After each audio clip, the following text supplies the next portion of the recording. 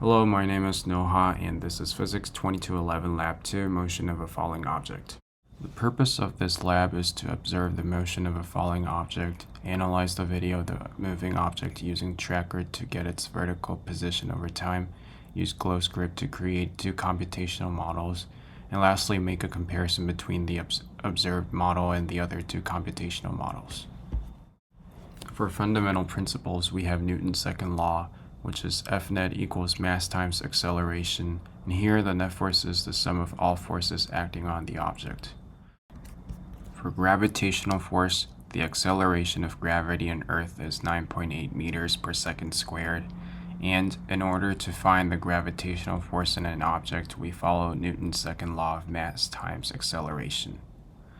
Lastly, for drag force is equal to negative drag coefficient times velocity squared times v hat, and therefore the drag force acts in the opposite direction of gravity.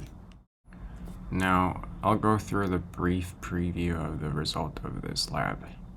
So the idea is that the predicted model including drag is more identical to the observed model than the predicted model without gravity.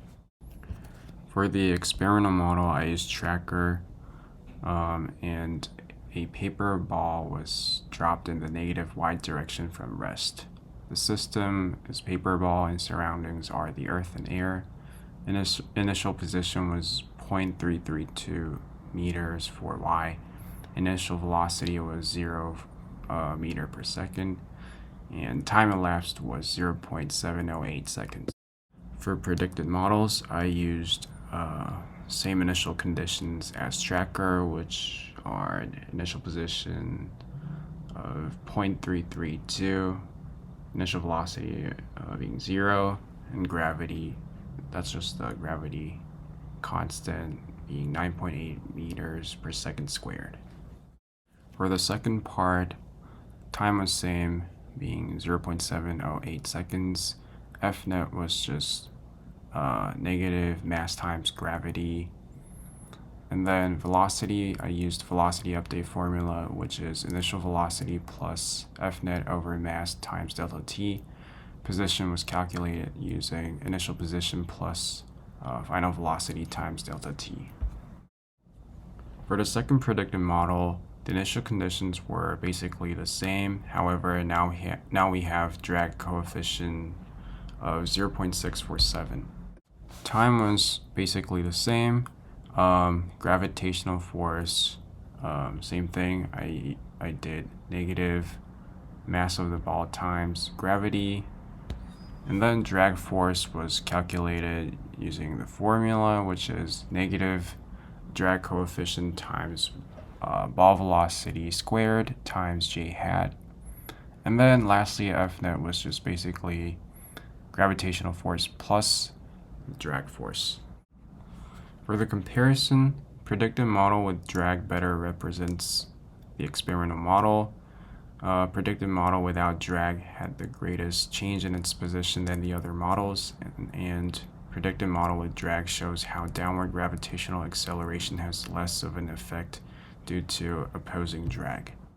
For similarities, the three models show changes in the position of an object along the vertical axis in the negative y direction, and this is because the net force is still in the negative y direction since gravity is stronger than drag. So there are some possible sources of errors, such as the camera angle may have been tilted, human error in releasing the object did not fall in a straight line, there may have been human errors when capturing the object's position through tracker, and lastly, calibration mistake. So which models predict a terminal velocity? The best model to represent terminal velocity would be the one that includes drag. This is because the upward force of drag must equal the downward force of gravity. The net force would be 0 in this case since gravity and drag will cancel out each other.